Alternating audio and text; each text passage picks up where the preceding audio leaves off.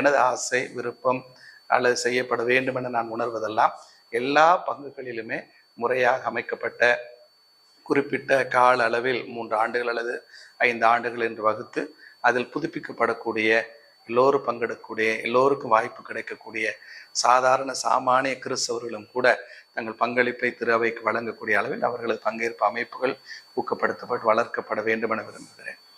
இந்த பங்கு சார்ந்த திட்டங்களை ஒரு நல்ல அருள் பணியாளர் திட்டமிட்டு செய்ய முடியாது என்பதல்ல, அல்லது அந்த பங்கு சார்ந்த அந்த குறைவான நிதியை ஒரு அருள் பணியாளர் செலவிட முடியாது என்பதல்ல.